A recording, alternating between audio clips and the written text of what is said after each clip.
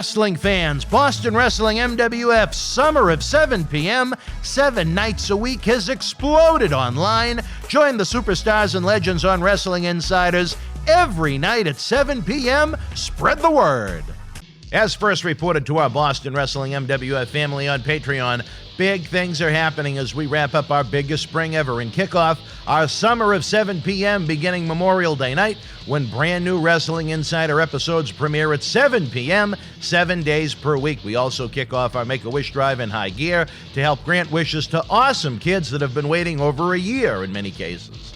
After an Extreme Saturday with New Jack and a Demolition doubleheader with Axe, put the women and children to bed. As fresh from the Shawn Michaels A&E biography, Marty Jannetty returns for a Party with Marty triple header, Friday, June 18th, Saturday, June 19th, and then joining us again for the WWE Hell in a Cell pay-per-view, Sunday, June the 20th, taping episodes of Wrestling Insiders, watch-alongs, and cyber autograph signings. It's going to be a huge weekend that demands fan involvement. Head on over to BostonWrestling.com for complete information and pre-ordering option. Let's help keep wrestling legends working and great wrestling talk show content being produced. We can't do it without you. Help us explode into summer. 7 nights a week at 7 p.m. Boston Wrestling Sports and the MWF explodes into a new year of unknown with professional wrestling content galore, and we need you to join our family. Every Tuesday night at 10 p.m. after we review the previous night's Monday Night Raw, it's Wrestling Insiders at your house with the unpredictable WWE Hall of Famer, Mr. USA, Tony Atlas. Wednesday nights after WWE, NXT, and AEW at 10 p.m., you never know who's going to show up on Wrestling Insiders Special Edition. Every Thursday night at 10 p.m. after our NXT and Dynamite review, it's Marty Jannetty's No Holds Barred Sex, Drugs, and Rock and Roll journey through the 80s and 90s on Wrestling Insiders Party with Marty. Friday nights after the lights go down at the Thunderdome on SmackDown, it's John Cena Sr.'s Wrestling Insiders Fabulous Fridays. Plus, look for classic clips, bonus live episodes, pay-per-view watch-alongs, and more. If you want early, ad-free access to all of our Wrestling Insider talk shows, our acclaimed studio shoot interview DVD library, and to help keep wrestling legends working during the worst of times, for less than a cup of coffee at Starbucks, join our growing family at patreon.com/Boston Wrestling. Expect the unexpected in 2021. This is Mick Foley. This is Harley Reiss. This is Shelton Benjamin. This is Mr. Wonderful Paul Orndorff. This is the Monster Abyss. And this is Daniel Bryan. This is JBL, and you're watching the MWF. Be there, live.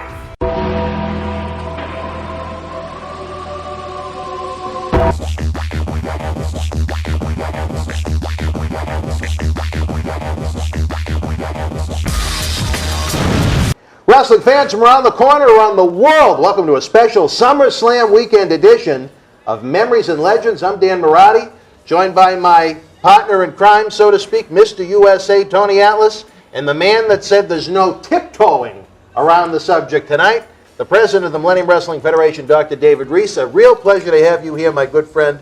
I can't put this man over enough as what a quality human being he is, and that's sincere and from the heart, Dr. Reiss.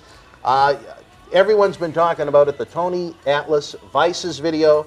There's more footage that's been included in this program. Before we begin to try and have a great in-depth discussion, respectable discussion, maybe just give a little of your background to the fans outside of your work here in professional wrestling. Well, I'm a psychiatrist, and that's my real-life job for way too many years, 3 decades. And I've worked with a lot of different people from every walk in life, and a lot of athletes. That's just been a niche that I've worked with, both in terms of treating people, but also just sort of advising, life coach, and studying what goes on in different sports, wrestling, football, baseball. So right now I do a bit of everything. I do consulting, I still do frontline work, do a fair amount of work with the media, keep busier than I want to. A trustworthy individual. I hope so. Tony's been my friend now almost 25 years since we first met in Boston, Bad Boy Tony Rumble's Century Wrestling Alliance. A genuine good human being. He really is. And sometimes they're hard to find in professional wrestling, but all right, we have to go back to, I think it was Money in the Bank weekend. for WWE in June, Father's Day weekend, and what a release we had, Tony. You decided you wanted fans to understand what caused you so much trouble in your career. Times you walked out of WWF in the prime of your career when you were so white hot. And if people thought it was a common foot fetish, it really wasn't a foot fetish once we examined the video of the shoes, and the abuse that went along with it. Well, you see, I'm not the smartest person in the world, but when you got a fetish, it's almost like in the olden days, they have a son that is mentally ill. But they would try to keep that a secret.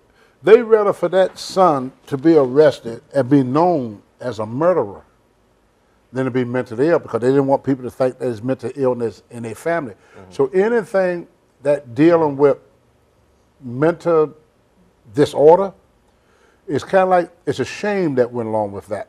Like, I got teased and ridiculed all the time. And believe it or not, in my younger days, it was easier for me to have intercourse with a woman than to get walked on. Because it just, anything that people don't really understand, they put you into like a mental capacity. Like, I would get something like, now you sick. You know, you weird. So you get ridiculed more for having something that is out of the norm. But if I did stuff within the norm, I get praised by it. Like if I was the type of guy to go to bed with a different woman every night, I get pat on the back. But if I get a woman to step on me, all of a sudden I'm weird. So anything that is out of the norm, you get ridiculed. So it increases the desire. It's kind of like going through the desert, you know, going through the desert, and you're looking for that water. You know, you're looking for water. And at finally you see that one little drop of water. But that one little drop of water feel like you ran across an ocean. Right. Because you waited so long for this. And you wait so long for somebody to understand or to fit in. Because you know you don't fit in, you know, because you listen to what people say. People got a lot to do with how you respond to things by how they react to a certain thing. So there's a lot of people that got things about them, and if you name anything that is not of the norm, the first word come out, you sick or you weird. So nobody want to be known as a weirdo, you know. And even girls, you know, it's something that is weird. They want to know, that they become more interested in why. You know, it's always why. There ain't a why. It just, why the trees grow, why the flowers grow, why the sun come up, why the sun come down. It's not a why. It's more of an understanding that people have different desires. And the more you keep something away from a person, the more they want it. The more they want it. All right, Tony, I think that's a great segue. Right now, why don't I'm not the psychologist. What do you think about that? Hold on. I think that's a great segue. Why don't we take a brief time out? Then when we come back, I think this is going to be a great opening to the discussion we're going to have. So right now, fans, we're going to stand by or take a brief time out, check out some of this footage. And again, check out BostonWrestling.com with all the fun stuff we have going on there on a big SummerSlam weekend. Not one, but 2 episodes of Memories and Legends. Not only this, but we have another feature episode where Tony and I discuss Bruno Sammartino, Superstar Billy Graham, and Bob Backlund. We'll be back after this brief timeout. Wrestling fans around the corner, around the world, I'm Dan Marty. And I'm John Cena Sr. Johnny, the momentum here in Boston Wrestling continues as we continue to build and build and build. The fans want to know, how do we help? We subscribe to the Patreon, but we see all the great merchandise on that set. Coronavirus may have killed the nightlife, especially for someone like Marty, but our acclaimed eBay store is open 24/7 around the world. Wow. Check it out. Support Wrestling Insiders and keep Wrestling Legends working on eBay. At Survivor Series, it was champion versus champion as WWE Champion Drew McIntyre battled Universal Champion Roman Reigns with Paul Heyman. Get this 11x14 poster autographed by all 3 men. Limited edition, number 42 of only 50, with authentication hologram on the back of the poster itself. Comes with a mystery autographed 8x10 photo and an on-air shout-out from WWE Hall of Famer Mr. USA Tony Atlas on Wrestling Insiders at your house. Get it now. Wrestling fans, especially here in the Boston area, we want to thank our great friends at Red Rose for their support for all of our charitable endeavors and programming efforts. Red Rose is 2 years young and extremely thankful for all the support they've had from our neighbors here in Melrose and beyond for an amazing first 2 years. Red Rose thanks Melrose and all of the first responders who have fought the good fight and have never given up hope during these unprecedented times. We did it together. Follow Red Rose on Facebook for their anniversary special, facebook.com/Red Rose Melrose. You'll be glad you did. Open until 2 a.m. Red Rose will give you fresh, piping hot, mouth-watering food that'll put an ear-to-ear smile on even the toughest critic's face. Check out their full menu online at redrosema.com or give them a call, 781-620-1889.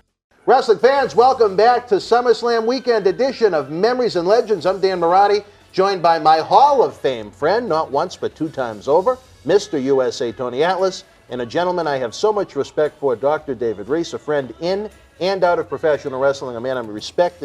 Now I think we've discussed the lead into this, the Vices episode of Memories and Legends we had back in June. I think this sets the table for a great discussion. You've seen the video footage.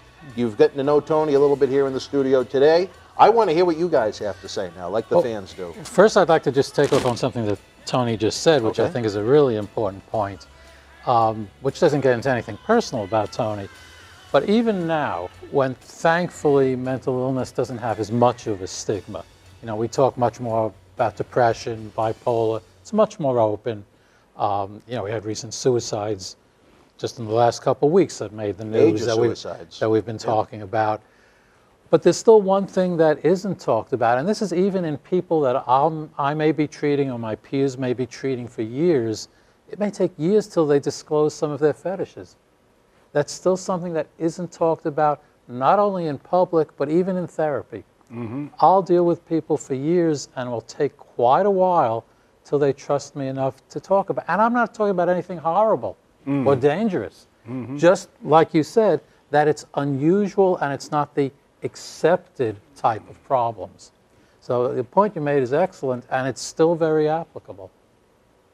Tony, Hey. again, it cost you a lot of money, buddy. It cost you a lot of money, these shoes. Dr. Reiss, I mean, what did you think as you saw this footage? I mean, the abuse that Tony took from these shoes, kicked and just repeatedly. Yeah. Well, I mean, I don't think I could say a lot more than Tony said, really, which is that this is really, you know, related, and obviously he knows more than I do about what's in his mind, but that this is related to coming to terms with traumas, with abuse, with empathizing with people who didn't have power, and wanting to connect in a way that's helpful. Now, we can say, no, it may not be the healthiest way to do it, but what's behind it is a true, for Tony, is a true effort to connect with people, a true effort to connect with a part of himself that would be hard to talk about otherwise, that would be hard to deal with. And while it may not be a perfect way to do it, it worked for him without hurting anybody. You know, maybe it hurt your career in some ways because of some mistakes.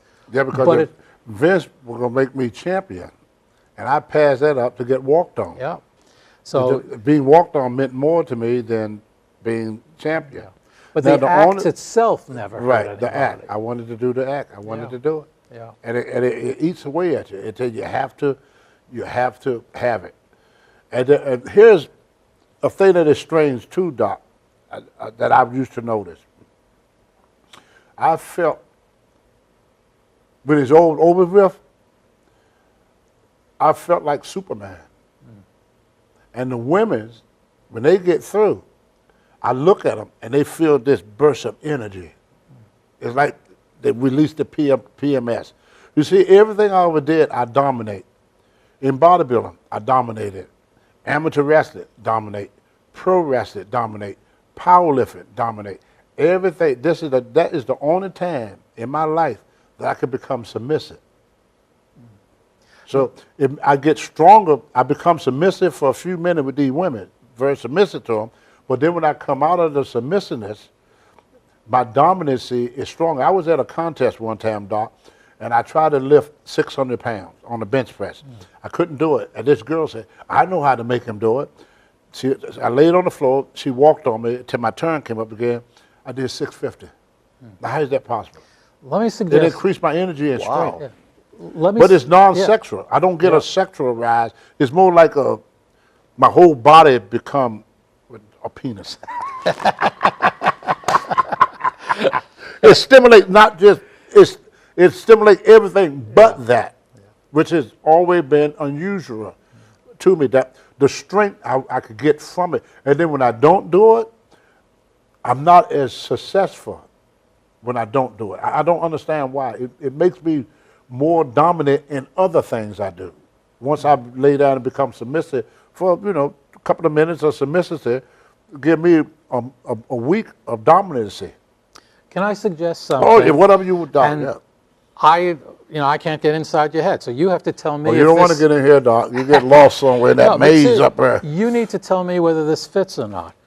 But it sounds like it was a way that you took something that maybe at a deep part inside was rather humiliating, and you turned it into something of power.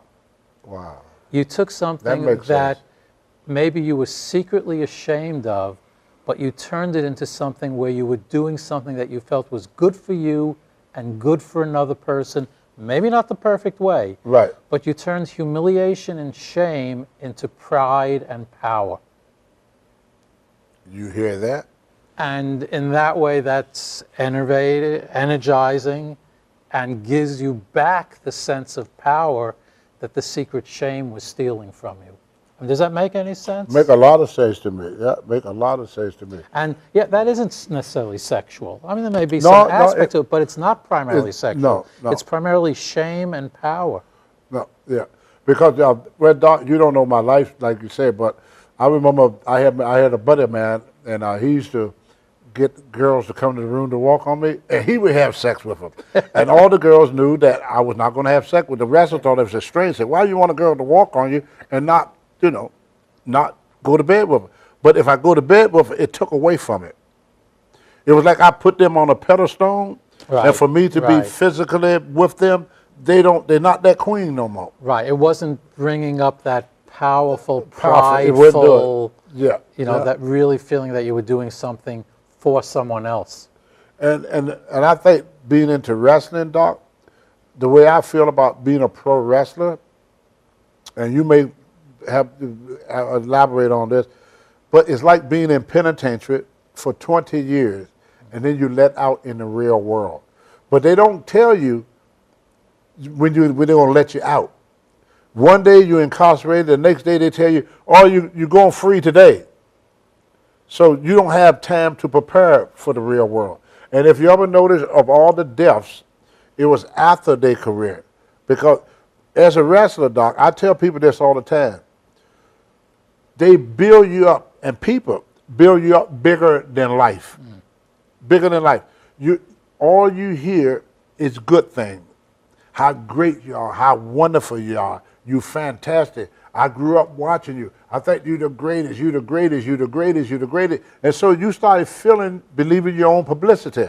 And then all of a sudden one day, somebody just come along and go, boop, and it leaves quicker than what it comes. And I think this leads to a lot of guys having suicide. See, I tried suicide too, Doc. See that cut? Yeah. But the only problem is I didn't know I should have went this way, but I ain't suicide now. But if I had known then, I wouldn't be here talking to you. But I had a very, very hard time adjusting to the real world. When you're a wrestler, you get away with bloody murder, and everywhere you went, you get treated. One of the hardest jobs I had, Doc, when I was making big money, I make $8,000 to $10,000 a week. You know what the hardest thing for me to do? To get somebody to take my money. Everything was free. I'm making $8,000 a week, and they wouldn't even let me pay for an ice cream cone. No, Tony, it's on us. Cars, we got new cars, did not pay for cars. People give us diamond rings and watches. I mean, we were treated bigger than life, and they promote you bigger than life. I mean, you're on everything, and people know you everywhere you go. What the difference between a wrestler and a football player? the wrestler is exposed. Like when John Cena walk into a building, everybody know who John Cena is. He's more popular than Tom Brady. Most people wouldn't recognize Tom Brady, unless you see a lot of them, because he's cover. They wouldn't necessarily recognize him. The basketball player, LeBron James, he probably walked through airports, and sometimes maybe some people would recognize him, a lot of people would not, because they work on a team. Whereas in the wrestling, it's an individual. So when they're looking at you, they're not looking at a team, they're looking at you. And there's a relationship with you. It's a relationship, Because, that's right. I mean, I work with a lot of athletes, and you see the same thing in other sports, but it's not quite the same, because you take your average football player, unless it's maybe a Tom Brady or someone, no one's going to recognize them on the public, street. yeah. And even during the game, they're not interacting with the fans. No. They're interacting with each other. Yeah. Maybe after a touchdown they'll do something. But 99% of the game, they're focused on the game. They don't even know the fans are there. Yeah. And in wrestling, it's the exact opposite. Yeah. You're focused more on the fans. The fan. And the fan is focused not on the action as much as you as a person. As a person, that's right. Whereas that's right. I'm watching a tight end. I don't know who he is. Yeah. I don't know what his personality Yeah, is they like. call his name, but you can't see his face. Right. But you know how he plays. Yeah. But you don't know the personality. Whereas in wrestling, the personality is the whole thing. Yeah. And whether it's the person's real personality or not doesn't That's right. matter. Yeah. There's a relationship there to the person, not just to the position. Yeah, that's exactly right. Because when you look at John Cena on TV, you're looking at John Cena. So if you see John Cena walk to a grocery store, like you said, to see that running back, you go watch him play on TV. 5 minutes after the game, he put on his clothes and take off that uniform, walk right by you, you wouldn't even recognize him. You don't know who the devil is. And you just got through watching him. 5 minutes go by, you won't even recognize him. The same thing with police officers. I see policemen sometimes that I see in a uniform, and I see them in the gym, I don't recognize them. Because I'm looking more at the uniform than I am at the person in the uniform. We're a wrestler, you're looking at the person. Yeah, absolutely. And we have to learn how to communicate with people. See, Brady don't have to talk to fans. Hulk Hogan do. You have to know your audience. And you have to be adjustable, because you know what you say to a wrestling fan in New York and Boston is going to be totally different. Your conversation will be different when you go to Texas. And with wrestlers, they're in different states. A wrestler could be in New York, Doc, today, and in Germany tomorrow. Football players don't do that. Let me give you a funny example. This is from last week. I was on a flight cross country, and actually there was a whole team, and I don't even know what they were. But it was a team, because you could tell by their bags. Right. And people are, yeah, these are athletes. There was one person on the plane that people were saying, is that Sheamus? Ain't that something? And people say, is Oh, that that's really right, you mentioned Sheamus? that to me, Is yeah, that yeah. really Sheamus? Ain't that And there was a something? whole team there. And nobody know who they were. And they were, oh yeah, those are some athletes. But And this was last week. I remember, on the Fresno flight, because they Yeah. were in town, Yeah. they saw Sheamus, and he stood out among all them people. Yeah. See, they build you up And bigger not only than they life. stood out how he looked, but they knew who he was. But that's the dangerous part, Doc, because one day, see, when a wrestler, your career is not a gradual decrease. Right. There's no desyncretizing. And there's no minor league like in baseball, Right. where maybe you don't get the glory, but at least you can make a living. Right. The drop from the top to the next level is huge. Yeah, but it's just gone. It's gone. I It's mean, basically gone. just like this, boom. Yeah. It's not a gradual Yeah. release. It's Now, a football boom. is somewhat like that too, because there's nowhere to drop down to. Right. And often they're too broken down to do anything. But the difference between football is the contracts. You see, the contract is set up where the player is taken care of afterward. Yeah, at Now least with now, wrestlers, yeah, what a lot yeah. of people don't know, we all what call self-employed. Right, in independent wrestling. contractors. So if you don't save your money, if you don't know about investing, Yep. just like when I made my first $100,000, what was a shock to me, taxes on $100,000 for a person with no deduction is $48,000. A lot of people don't know that. Yeah. Because you got to pay 15% state, 15% federal, and 20% your Social Security and stuff like that. And nothing comes out of your check. Yeah. So you may get a $1,000 check, right away. That's only $600. Yeah. And a lot of guys don't know that, and then come tax time, they owe the government all this big money. Not only that, but a lot of them, you don't have the organization behind you. I've talked to wrestlers who didn't know what they could deduct. Like I've Big talked problem. to Big problem. female wrestlers Sure. who didn't know that the makeup they used in the ring is a business expense. And they had never deducted it for years because they didn't have the organizations or the players' associations behind them to say, this is what you need to do, this is what, and even then it doesn't work perfectly.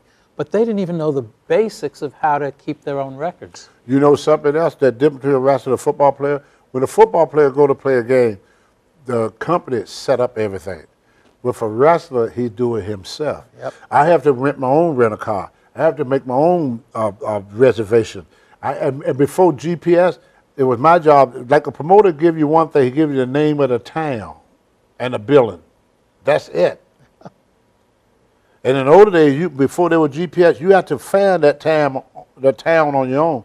You going from point A to point B, it's totally up to you. A wrestler is like a company, you know. Whereas a team, a football team, like you said, it was a team there. Yeah. But Sheamus is the only wrestler there, but he's not the only wrestler on that card. So Sheamus booked himself on that flight. Another wrestler's on another flight, and each one they booked their own flight. Sheamus had to take care of his own transportation, had to take care of, and not only that, he had to take care of stuff on the road, and if he got a family, he got to take care of the family too. Right. So a wrestler have to be a businessman, an athlete, a doctor, and you do everything yourself. You have no You don't assistance. have a trainer to turn to. No, nobody. To say, oh, let's go get an X-ray. You train let's yourself. go You get train yourself. It's up to you. How many wrestlers use super glue as the medicine of choice? Yeah. You know, and that's why a lot of guys, when they come out in the real world, they can't handle it. So they would get more and more involved with drugs and alcohol after their career. Right. Because it's hard for them to all of a sudden get out here in the what they call the real world. Yeah. When I first came in the real world, Doc, you know one thing I noticed? People are not nice to each other. Like the wrestler, oh, Tony, how you doing? Tony, when I was a wrestler. When I stopped being a wrestler for a year, oh, here come trouble. See, we ridicule each other. We make fun of each other out here. But when you're in the limelight, you get brown nose every day of your life. You get brown nose. And you could get in a woman you want. You know, people got mad at Trump for saying it, but he's just being honest. That's the truth. And then all of a sudden, that is all gone. And they build you up so big, it's hard to live a regular life. I go to independent shows, kids will ask me, where your limousine? I got a 12-room house up in Maine. Kid came out of the house, they said, you told me that, why you living at that old house? Because they picture me bigger than life. Millionaire, yep. And there's another part to it too. I mean, to get technical a little bit, is when you're an athlete functioning on that level, your whole body is running on, to use a non-technical term, adrenaline. You're always running on the edge. That's right. And then suddenly it's not there. It's gone there. It's gone. And then you may go to some doc who gives you an antidepressant, which sort of takes the edge off, but actually makes it harder to get that excitement back. Yeah. And without that excitement, I see athletes, wrestlers, and football players to some extent who so much miss the rush that they start doing really stupid shit and excuse my language, Yeah, that's all right. and dangerous things to get the rush back. And so it's everything you say, but it's even the brain starts being wired to, where's my rush? I'm not alive if I'm not feeling that excitement. And what else gives you that excitement? That's true. That's true. When I used to go in the ring, Doc, I tell people that I felt like I was floating on air. My feet. It's an altered state. I couldn't feel the mat. I could fly and move so gracefully. You don't feel nothing. You don't feel nothing. It's like they lift you up. You could feel it. You know, you could feel things. I mean, that feeling is a feeling. When you had 20,000 people just doing that to you, it's like you're drawing energy, or the energy of the audience is coming into you. You look at these football players, some of the stuff they do on that field, if you took them off that field, they couldn't do that. They couldn't do it nowhere else but there. Even in the ring, stuff I did in the ring, I tried to do without the ring, I killed myself. But in that ring, Not now because I don't have, like Doc said, that's gone. That's what Vince saw when he brought back with Mark Henry. I didn't have that no more. I couldn't connect with that crowd. And I've been away from it too long. I was average Joe when he brought me back to be with Mark Henry. But I've seen it actually even in musicians. I'll tell you one quick story, and this goes back, well, I don't know how many years. So Papa John Creech. Yes. And it was a year or two before he passed away. And it was a relatively small club, but his wife brought him out. He could hardly walk out. He was bent over. I thought, how is he going to even play? He gets up on stage, and you could see him slowly, his body just got Started coming alive. He played for an hour and a half. The crowd it was a small crowd, but they were totally into it. And as soon as it ended, you could see him crumple into this old man. Oh, that's right. And it was something that physiologically, I can't really give you an explanation. But I saw it with my own eyes, and that wasn't the only time. Yep. It give you a rush. It give you an energy, and then there's no protection for you when it's done. When it's over, it's over. It's like you never did it. I mean, it ends so quickly. Yeah. And time go by so fast in the wrestling business. I mean, you look back and you say, man, it seemed like it was just yesterday. But I think it's the fact that they built us up so big, and then they take that away. And that also, as compared to football or any other sport, you have to be larger than life. And even unless you're the one franchise player, you're still just a person. Maybe a great football player, but you're not this larger than life persona and character that people look up to that has to be superhuman. I mean, you are basically a superstar, a superhuman character, yeah. And that becomes who you are. Well, I got hurt about 3 months ago. I hurt my back and put pressure on my sciatic nerve. And you know what I was getting ready to try to do, Doc? I wanted to squat 500 pounds 10 times. I forgot. I'm not that man no more. But in my head, that ain't no weight. Yeah. I still feel right now today that I could do what I did when I was 20. It never leaves you. No. You can't wait to go back and do it, no matter how old you get or what. I'm a senior citizen. But I still can't let nobody in my gym outdo me. I don't care who you are. I just can't, because I feel that weightlifting is all I got left. So if I lose that, then what I got? People ask me, say, Tony, why you still work out so hard? Why you do that? I have to have something to keep me connected to that old Tony. You see a lot of guys when they lift, that they're not in shape no more. Why I go to the gym 4 days a week? I don't have to. I just do it because that keeps me connected to what I used to be. And deep down inside, I feel I'm still that person. Yeah. Especially when I go to the gym and I see the kids they're raising now. Not to get off the subject, Doc, but a little politics, Doc. See if go for it. Because I told a guy this in the gym, and the guy told me that I was crazy, which I am crazy. I was wrestling a guy one time, and a fan was saying, "Oh, you fake wrestler, you bunch of phonies, you nothing but a bunch of phonies, you fake." So I get mad at the guy, so I said, "Look, you come on in the ring, I'll show you what fake is." So he get in the ring, I take him down, rub his nose in the mat and everything, just humiliate the hell out of him in the ring. An old-time wrestler came running down to the ring named Johnny Heidemann from Quebec, Canada. And he said, "You stupid piece of shit, you just fucked it up for all of us." I go, what? I admitted the guy. He said, "Oh, you just mess it up. You shouldn't do things you don't know how to do." He said, "Where that guy at?" So I said, "It's right there." He was sitting like in the third row. He said, "Hey, you, big guy, let me see what you can do against an old man." So the guy got in the ring, he broke his wrist. So the promoter come running down. They said, "Promoter, we got to clean up your mess." I'm sitting there thinking, what did I do wrong?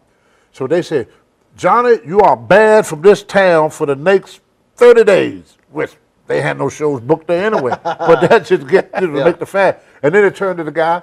They said, "From now on, you go to any of our shows that in town free. No more charge for you." And then the next time they ran the show, the guy didn't show up. They sent a wrestler to go get him. Why? They want the people to see the broken cast. Oh. See, what they explained to me, wrestling, if you ever notice, they don't have a lot of security around the ring. Because most people think if you got in the ring with a wrestler, you would get hurt. Right. Well, this guy got in the ring with me when I was looking like this, Doc, and didn't get hurt. The promoter told me, he said, not only would he have been back, he would have brought his friends. He said, every time you show up here, he said guys be jumping in the ring on because they know now they're not going to get hurt. Well, at 9/11, people figure if you mess with America, you're going to get hurt. They messed with us, they didn't get hurt. Not only did they come back, the Taliban, but they brought their friend, ISIS and everybody else. Yeah. Because they didn't know that we're not going to break their arm. So everybody, Johnny Hadam said, we got to clean this mess up now. Because people thought if you got in the ring with that wrestler, you're going to get hurt. Right. Well, this guy got in the ring, but he didn't get hurt. So I put that with the Taliban, with 9/11, because we didn't hurt them. You see what I'm saying? We didn't do what we did a Tony Atlas. We admitted it, we rubbed the nose in the mat a little bit, but we didn't break nothing. We didn't hurt, to make people say, don't mess with America. See? I left the image, you can mess with Tony, you're not going to get hurt. Johnny Heidman went out and proved to them, you mess with a wrestler, you will get hurt. So it's like it's a psychological thing that goes through the fans' mind to keep them from going into the ring. Watch WWE show. What's stopping them people from getting in that ring? Think about it. Fear of being hurt. Yeah. So every time a wrestler got in the ring, the promoter told me, you got to hurt him. Break something. Ain't that strange? I was at a house show. I think I told you this story, and this goes back probably about 20-odd years, in San Diego. And Jake Roberts was the last match. Oh, Lord. And a guy jumped into the ring, and he must have been 60 years old. Jake took him out with one punch and took him out seriously. And you could see Jake went into a fighting stance. Yeah. He was all business. It was one punch, and that guy was down and out. We had to. Because it's funny, when you're in the ring, Tony, correct me if I'm wrong, while you are portraying superheroes and superstars in the ring, you're also very vulnerable to what's going on around you. What's stopping them? Right. You go to any wrestling match, they may have, what, 1 or 2 policemen? Exactly. They have a few security, and most of the security are little wimpy guys that just want to hang around the wrestler. Right. So we really don't have no protection. We are our own protection. Because people figure if you jump on this guy, you're going to get hurt. That's what Jake did to this guy. Like I said, the guy about 60 years old. He didn't care he was an old guy. The age don't matter. Once you jump that barrier, it doesn't matter what your age is. Yeah, but Jake was sending a message to others. Right. Because he know if he had not done that. Because there were a lot of other people who were taunting him, and they would have been rented. And once they found out he's not going to hurt the first one, they come in drove. Deluge, yeah. They would come in drove. Every time Jake come to that town, or they have shows in that town, people would have jumped in the ring. It would have never stopped. It would have never stopped. And I didn't realize that until I'd done it that time. It's a reason why people don't jump on wrestlers. They all feel they're going to get hurt. You take people who run on a football field because they know they're not going to get hurt. They've watched, they see the police catch the guy, walk the guy off, he's waving, they just go out. Well, you let a guy run across that football field, and one of them football players tackle him and break his freaking back, he end up paralyzed for the rest of his life. Anybody else can get on that field? No. You ain't going to do it. Just like you pat a dog and he wag his tail, every time you see that dog, you're going to pat him. You go to pat a dog, that dog growl, and the hair stand up my back of the neck, you ain't patting that dog no more. Fear is what keeps people. Exactly. Fear factor. They're scared of us. Yes, it should be. Yeah. That's the product that you're selling, right? Yeah. Even now, Doc, I'm a senior citizen. I walk down the street, I hear people say, oh, I wouldn't fight him. Yeah. I'm an old man. But I project that image more, I'm not tough no more, but I project an image that if you mess with me, you're going to get hurt.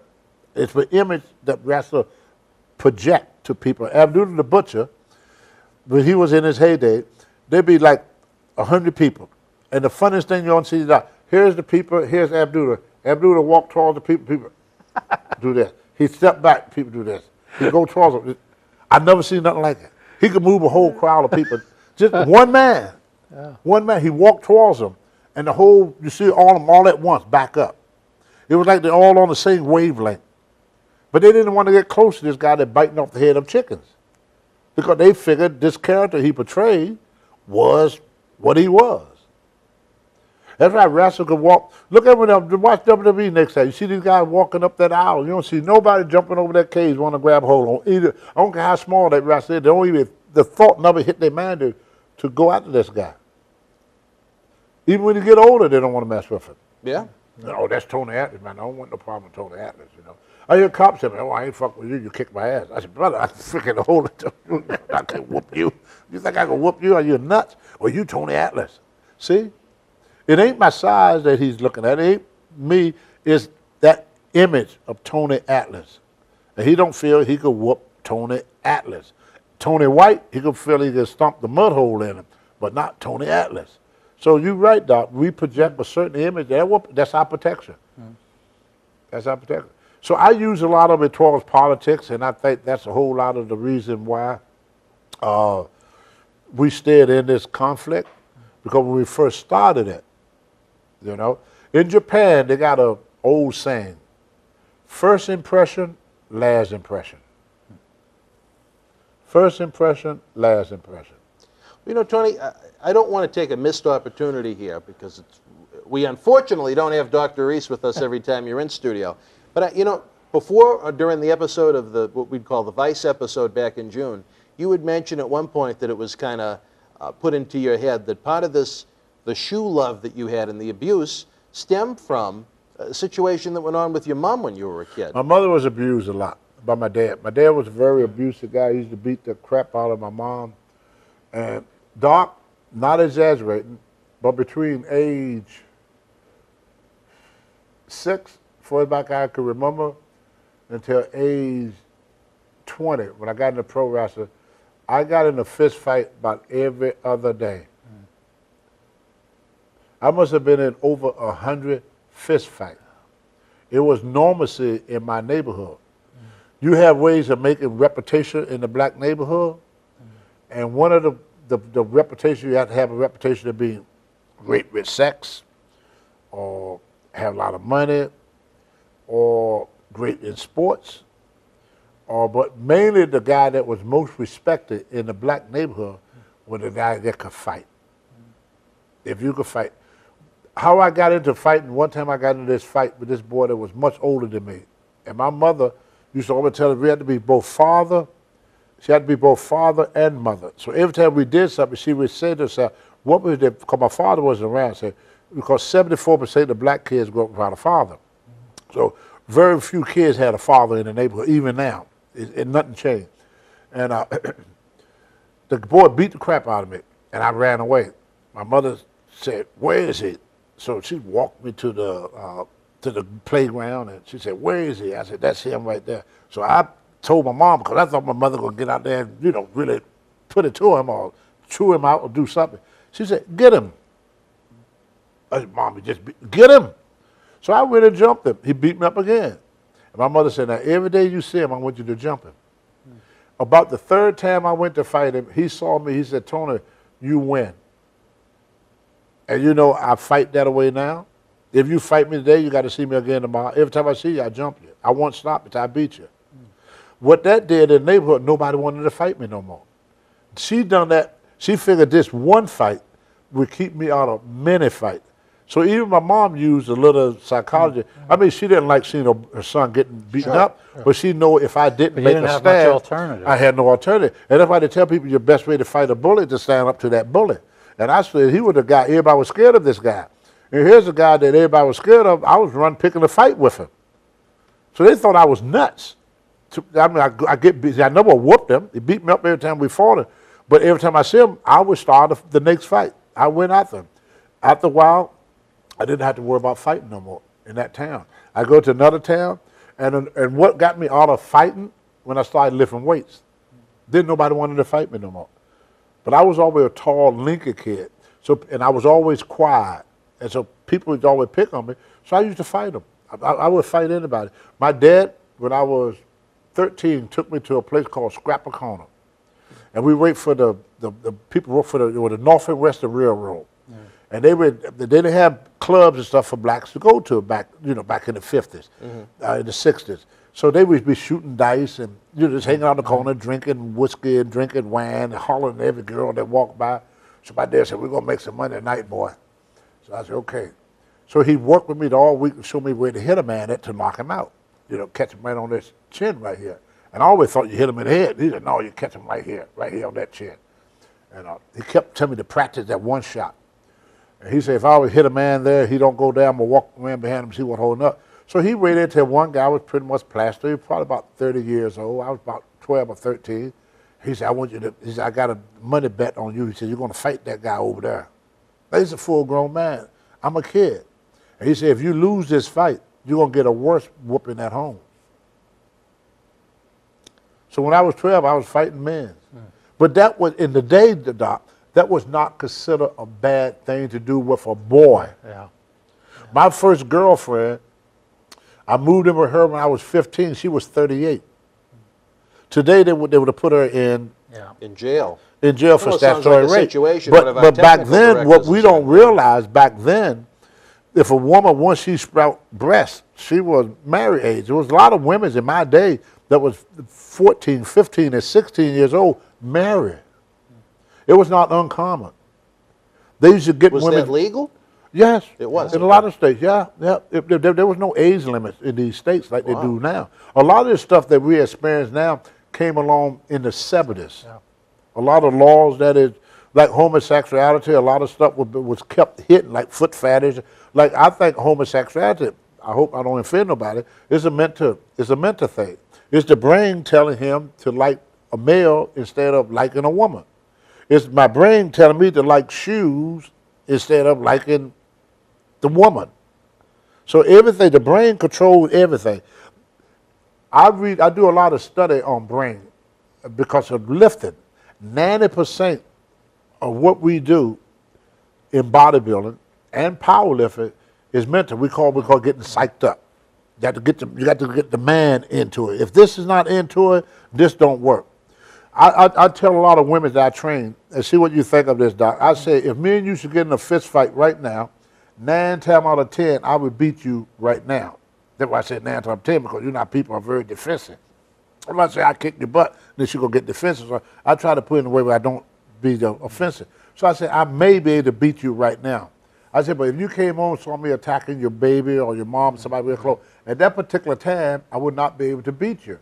And I said, what have changed? Physically, you're the same. Everybody always say adrenaline. But anybody that'll be in a fight, no, you get beat up in adrenaline, but you don't get that superhuman strength. What had happened at that one time in this person's mind, in this person's life, they used probably 30% of their brain. The average person never used more than 20% of the power of the brain. We seem to forget that the man created the machine didn't create the man. We lost what we call believability, and this is what I learned through bodybuilding. I asked Arnold Schwarzenegger one time, I said, how come you win all these contests? He said, I visualize it. He said, I see myself winning it. He said, I never see myself losing. I told him one time, see, a waitress walk 8 hours, don't lose 1 pound. Another woman walk 1 hour and lose weight. How can you walk 8 hours and lose no weight and walk 1 hour and lose weight? Here's the difference. The woman, the waitress, is not concentrating on losing weight. She is concentrating on her customers. The woman in the gym is concentrating on losing weight. Right. So it's more the mental power of the brain is more responsible for losing weight than the physical activity. That's why we were just talking about the Vader and all these guys that were so agile at the size they are. The average human life expectancy, believe it or not, is 120 years of age. Only the European changed that. Y'all put time limits on everything. I was in Africa, and we were in South Africa, and they wanted me there because they just got rid of apartheid, and it was 1991. I was there at the same time Ronald Reagan was over there. He was president. Yeah. This guy would take this cot and had 2 handles. He picks it up just like this, had these big wheels, like big wagon wheels like in the cowboy days, and he run all over town with you for hours. Drop you off, take more people, and run. He'd do this all day. So I asked him, I said, how old are you? because his body was very, very muscular, very muscular. But his hair was, you know, like the docs, you know, kind of gray. And you could see the age in his face, but not in the body. So he walked away from me. Now, I thought he didn't want to talk to me because I'm American. Guy would say, oh, well, you know, the Africans don't like the Americans, blah, blah, blah, blah, blah. About 2 or 3 days later, he saw me. He came up to me, he said, 73. Wow. He never thought about his age. And the rest started teaching me. They said, now you know that he's old, he ain't going to be able to do that no more. The brain is the most powerful tool on earth. We don't use it. We don't exercise the brain. If the average person could use about 30% of their brain, you could do phenomenal things. We have no idea how strong the brain is. We don't talk about it. We don't discuss it. You know, we use other things as excuse. Even in the Bible, they even talk about, so as a man thinketh, so shall it be. You know, you could draw things to you. I wish. No, I you can think of a can't. few No, things, Dr. Reiss. no, but you have to do it with a belief system. This is how I test people in the gym to see if they believe in themselves. You got a pretty decent car. Decent enough. When you stick your key in the ignition this moment and you turn the ignition, was there any doubt in your mind that car would not start? Zero. Because you believe in it. Anything you believe in, you don't have no doubt. See, we believe in our car. But what if you have to do something? That little doubt sets in. Right. That little doubt set in. So to accomplish anything, you have to have 100% believability in your ability. When this country was built, before technology and everything else, they had that belief system was in man. Man believed more in what man could do 100 years ago, more so than today. When you look back at the days and what they did, I see these prairies, man. I mean, my goodness, can you imagine crossing that thing with horse and buggy? When you ever been to Arizona? Yeah. Can you imagine them guys crossing that? It's unfathomable. Unbelievable. You would not look at the pyramids. I went to see the Great Pyramid. Believe it or not, one block, brother, is about 10 feet high, Really? Wow. about 8 to 10 feet high. Doc been there. I'm not landing.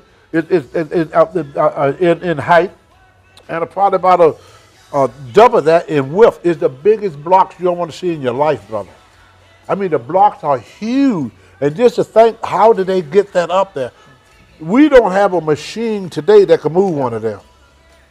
Yeah, we still don't have an answer to that. Yeah, you know. Well, you know what, Tony? I got to get in a brief timeout before we go. Fans, I got the signal. We're going to take a brief timeout. When we come back, we'll have more Memories and Legends. Wrestling fans, Boston Wrestling MWF Summer of 7 p.m., 7 nights a week has exploded online. Join the superstars and legends on Wrestling Insiders every night at 7 p.m. Spread the word. Wrestling fans, I'm Dan Marty. And this is the man of the hour, Leo Rush. It's all over BostonWrestling.com and our social media. But Leo, brother, they got to check out some of this merch. They got to. Check it out, fans, right now available on eBay. You can add this to your collection. Support Wrestling Insiders and keep Wrestling Legends working on eBay. Get this WWE NXT TakeOver War Games 2020 11x14 limited edition autograph poster signed by everyone on the event, number 23 of only 100 made. Includes signatures from the Undisputed Era, Johnny Gargano, Damian Priest, Tommaso Ciampa, Timothy Thatcher, Io Shirai, Tony Storm, Rhea Ripley, Dexter, Loomis, and more. Comes with authentication hologram on the back of the poster. Also comes with mystery autographed 8x10 and an on-air shout-out from WWE Hall of Famer, Mr. USA, Tony Atlas, on Wrestling Insiders at your house. Get it now. Cheer. Why, hello. I would ask what was on your mind, but I already know. You want to know what has got my beard looking oh so majestic. And I'll tell you, it's sexy as hell beard care. Coconut oil, vitamin E oil, almond oil, both sweet and bitter, shea butter, it's all natural. Yes, JTG has actually come out with a high quality product. So support your boy by going to sahbeardcare.com and take one step closer to becoming sexy as... Wrestling fans, welcome back to a special SummerSlam weekend edition of Memories and Legends, one of two big episodes. Again, we have one where we cover Bruno Sammartino, Superstar Billy Graham, and Bob Backlund this weekend, as well as this great episode with a little insight from our dear friend Dr. David Reiss into the mind of Tony Atlas. Doc, we've discussed a lot of what's going on with Tony, his past with his family, the euphoria and the energy he has received from at times, this walking and the shoes and the abuse. What do you make of it? I mean, where do you think it stems from, in your opinion? Well, you know, no, we all have different levels of trauma in our background. Trauma. Yeah, some of it's minor. Some of us are lucky enough to have had minor. Some of us it's not so minor. But the thing is, what we experience in our earliest years, first, even before we learn how to talk, and then especially as youngsters, sticks with us. And sometimes what we experience very early, before we can talk, sticks even more because we never had words to put to it. And what you experience, the fear, humiliation, shame, pride, that you experience, and when I say you, I'm talking about all of us, that you experience in those first couple of years before you had language, you only experienced physically, to yourself, viscerally. And then once we get language, a lot of us tend to lose that. A good athlete knows how to tap into it. But there's a part of us that we just lose, that, and it's not only physically. Everything you say, you know, about the having faith. I mean, I played better basketball at age 60 than I did at age 30. Because I didn't give a shit, and I had faith in myself. Yeah. I'm good at that.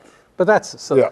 But even what we call the idiot savants, people who have various what we call illnesses, but they can do mathematical tasks. They can do memorization that you can't train someone to do. They are tapping into a part of the brain that we all have, but we've lost contact. And even if you look back to other cultures who were able to spiritually tap into it, we don't understand it. And I'm not saying there's one religion or one spirituality, but there was a way to tap into human potential that a lot of which we've lost. I mean, yeah, we can tweet great now, and we can use technology wonderfully, but there's been a cost at that. Most people will see these videos and they'll say, Dr. Reiss, how could any human being enjoy any of this? Because it looks extremely painful. Does it make sense to you, with what Tony's explained, that he finds a certain euphoria with all of this? I'm not going to say that's the best way to be it. I think Tony would agree with me. You know what was another release for me, Doc, other than the shoes? Look at that. I never went to school a day in my life. Look at that beautiful picture. Wow. And I can't really see well I never went to school a day in my life, Doc. Wow. I just always was able to do this. Yeah. Never had a lesson in my life. Jeez. Now, getting back to what you were saying, Doc, I came from a disruptive family. My father was abusive. He was he screwed around on Mom. He treated my mom like crap. There were 4 brothers that I know of. I came up to accept abuse. My youngest brother grew up to be abusive. My brother, another brother, refused to be involved in any type of relationship. As closer a woman get to him, the more he would find some reason to break up with her. He's in his 60s now, never been married, never had kids. He's scared of relationship. I got another brother that went to the military, and he's a neat freak. He would iron his underwears. He would iron his socks. Everything got to be in place. He would sit at this table. You see them pictures there?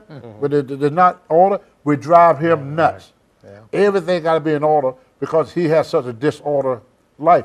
So 4 kids went through the same trauma. Grown up, all of us came out affected differently. And we really don't know how much of that is because of how we're each wired a bit differently, but it could be just subtle little experiences that were different even in the same family. Right. Or the fact that, I mean, you had an older brother, he had a younger brother, or the other way around. That even in the same environment, there may be one incident which pushes someone in one direction. That's right. And pushes someone else who's been in the same environment in a different direction, and then it just escalates and escalates. All four of us went through the same thing, the exact same thing, and all four of us came out with a different abnormalcy. It's abnormal to me for a person to want to receive abuse. It's abnormal to me the person want to give it. It's abnormal to me that a person is scared of relationship, scared of being loved, of being hurt. And it's abnormal to me that a person everything got to be perfect. I wore a pair of his pants one time. 'Cause my mother said, well, where are your brother's pants? 'Cause, you know, she was going to do laundry, so I had no clean pants to wear at this event. When he came home, my brother saw me with his pants on. I took them off. He took the broom handle and picked them up off the bed and took them and threw them in the trash. He would not touch them again. Wow. Because I wore them. All right, well. But that's why he joined the military, because as a military, It's very is the order. regimented and Regimen. ordered. Yeah. He had no regiment, no guidance in his life. So what you say made a lot of sense, Doc. But this was always been one of my one of your vices. Yeah, one of my vices. Sure is. Yeah. And you do a great job. But I only draw people and Really, animals. Really. Now, I can't draw nothing scary. Like, you ask me to draw a dragon, I can't draw it. You ask me to draw a wolf, I won't draw it. You ask me to draw a pit bull, I won't draw it. You ask me to draw a collar, anything, I would draw anything that is non-threatened to life. You know, the tattoo artist would draw the skeletons and all that. I can't do that. It's not in here. Yeah. All right. It has to be. It's not in me. I can't draw any. A lot of people say, "Can you do me this thing for tattoos?" And I probably could make money doing tattoos. I can't draw them monsters. I can't draw scary stuff. I think because I truly, Doc. Now I'm gonna say this. Now y'all can believe me if you want. You see this here, Doc? Yeah. See this split from here? When I was 6 years old, I walked with this girl, and we went by the creek, and the one week the creek was full of water. The following week the creek was dry as a bone. And so I walked with this girl, and I looked over the creek, and it was probably about 7 feet from the top to the bottom. And I said, man, there's no water in there. So this boy named Jerry Hayes, never forget that rascal. He said, I'm going to push you. I said, you but not. Boom. I fell head first. Yeah. You see that dent? Yeah. So I went to, you could take my scar and move it back and forth just like this. Wow. Now, I'm going to tell you something that people never think about. My grandmother was a Christian, stone Christian. She wouldn't let me badmouth the KKK. She said, God children too. When I tried to talk bad about the KKK, she said, hush your mouth, boy, they God children too. So she couldn't hate nobody. Kind of like them Christian ladies that got shot in that church, and they told this guy that did the shooting, I forgive you. But they can't hate. A real Christian can't hate. They can't. It ain't in them. It's nothing but love in them. My grandma was like that. But anyway, my grandma said, if you pray to God, whatever you want will come true to you. Become true. I told God I want to be strong like Samson, built like Hercules. The reason is because we read the Bible, Hercules had the build of a normal man. Hercules was built like a god. But Samson, what was amazing about him was his strength. He was very deceiving. He didn't look strong, but he was strong. So I wanted his strength. I wanted to have the body of Hercules. And I said, I want to have a lot of friends and a lot of money. United States bodybuilding champion. World weightlifting champion. Pro wrestler. Everything I asked for in that prayer came true. Wow. That's why I won't lose my faith in God. It all came true. But as soon as I started going against my values, everything disappeared. Well, but at that 6 years old, I was sincere about my prayer. So I do believe that there's a God, is a higher being. A lot of people don't want to believe that. It's always been a fight between God and science. I think the two are the same. I got another weird prayer from Mr. Doc. You really gonna think I'm crazy now? Not yet. I think this is all I suck and go around. I think that the Noah Ark was not a boat, but a spaceship. And I think because they find things on Mars now that is amazing now. I mean, if you travel like I have seen stuff that just amazed me, How in the world they have a landing strip in some of these places? What was landing there? How in the world them cavemen drawn spaceship and the Bible talk about flying chariots? All this stuff is ancient. When you read all this science stuff and you go to Egypt, you find stuff there in Bogdaman and all these pyramids and all these the monuments, if you're in space, it line up perfectly.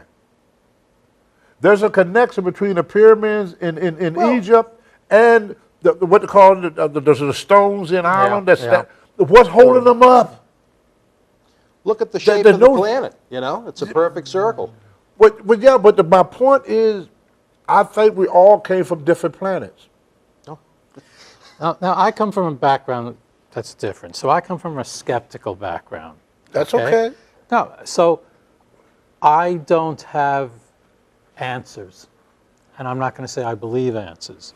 But what I will say is I have seen so many things that there is no way on earth I can explain, that I know that there's something out there that I'm not going to personally put a name on. Right. Because that's just where I come from. Right. But there is something there. I have seen too many things that cannot be chalked up to coincidence, that are just too intriguing, and I can't explain them. And I don't know anyone who can. And even the very hard scientists that I know, and I know a lot of, name science, will admit there are things we just can't explain. Yeah. And it's a mystery. And whether you see it as you see it or as I see it, we're saying the same thing.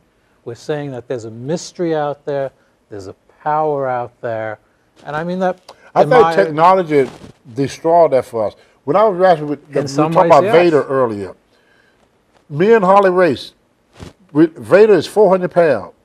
George Adam Steele used to do this all the time. So George Adam Steele and Harley Reiss took 2 fingers. And Vader was sitting in a chair. And they stuck the 2 fingers underneath Vader and lift him up. I couldn't explain that. You know something funny? How they did it, I don't know. I know you're... You understand? I think the man is a lot stronger than what we think it is. And I know twins, that something can happen to a twin and they can feel it. So I think it's a lot about humans that we just... Because think about how quickly we came. When you look at 1850 and 1950, only 100 years, but look at how the brain did society. Can I tell you one story? And this We're running out of time, but okay, let's get the story I'll make it quick. This was someone brother. I was working with who had a history of a lot of trauma, okay? And we had a very intense therapy session. And afterwards, she said, can I stay here because I need to pull myself together? So I went to the office next door, talked to my friend, and we could hear her crying. And she was crying for, I'd say, 20 minutes, a half hour. And then I said to my friend, I'm going to go check to see she's okay. And I went, and there was no one there. Now, if I was alone, I wouldn't be telling you this story, but I had gone into my colleague, and we were talking for 20 minutes. When she came in the next week, I said, how long were you in there crying? She said, oh, about 3 or 4 minutes. Both of us heard her crying for at least 20 minutes. And there was nobody there? There was no one there. And actually, when I said, she's not there, I'm not using any names, we both went to the parking lot, which was literally 2 steps away. This is California, so it's just walk out the door. Her car was gone. Wow. She could not have possibly gotten from the door to the car and driven off without us seeing it. So she had left after 3 minutes. And it wasn't just me, or I wouldn't be telling you the story. 2 of us heard her crying for at least 20 minutes, 15 minutes of which she wasn't there. You explain that. I believe that the brain is a lot powerful. The brain is a lot powerful than what we give it credit for. I went to this experiment one time, Doc, and they had with steroid, and they gave 6 people steroid. They gave 6 people placebo, which is nothing. Right. At the end of 6 weeks, all made the same gains. Because the people that were taking the placebo thought they were taking steroids, so their body grew. Isn't that crazy? Oh, the brain is just so powerful.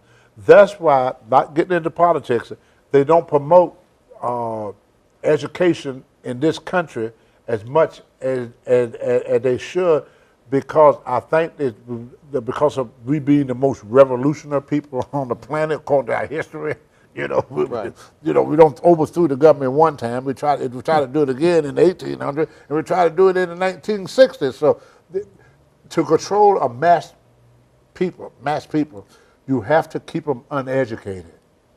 Yeah. That's how you control people, by not allowing them to receive education. And education had never been a priority in America. Never Especially had. education beyond just memorization, Exactly. which isn't really education. Exactly. All right, Tony, we're running out of time. Where you have this opportunity to talk with Dr. Reiss, any questions you might have for him? What do you think would be a good remedy for a wrestler or any athlete that had been on top of the world and all of a sudden find himself out in the real world, and he don't get the praise, he don't get the glory, he don't get the money, he don't get the treatment, and now he has to live a normal life, and very recognizable. You know, everybody know who he is. So he can't get just any job. He can't like become a cook. He can't go to McDonald's and work. He can't work certain jobs. So it limit him out there, because you know, if he working at McDonald's, everybody know he did. Hey, they're going to shame us at McDonald's. Or Hulk Hogan. Can you imagine Hulk Hogan driving cab? I mean, so it limit you. But he don't have the education to bother himself to work for a corporation or nothing like that. You know, I was very lucky that I got a job as a personal trainer.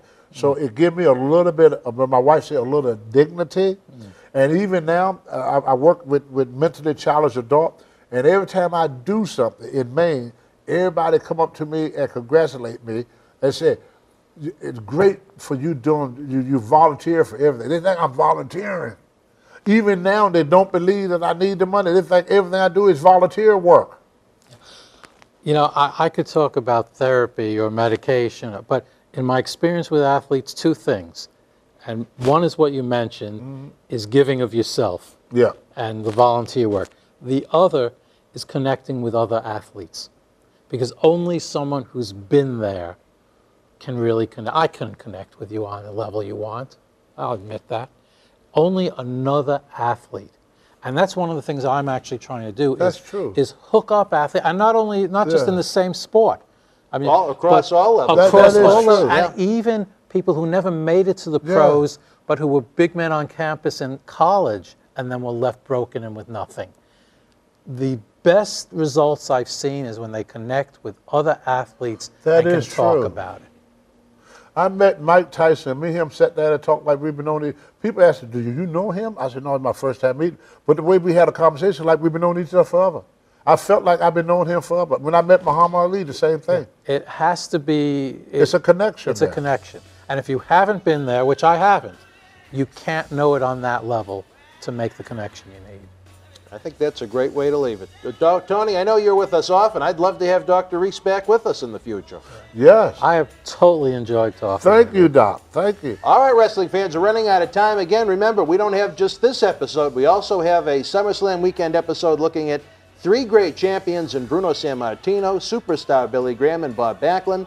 Tony and I will be back Hell in a Cell weekend next month. Hell in a Cell. And we're going to take a look at his time on Legends House. That's going to be an awful lot of fun. So for El Presidente, Dr. David Reiss, the Hall of Famer himself, Tony Atlas, 2 times over, I'm Dan Marty. Until we speak again, folks, you and yours, be well. The World Wrestling Federation was live at the Orlando Arena in Orlando, Florida, Saturday, June the 1st, 1996. In the opening contest, the Bushwhackers beat the New Rockers.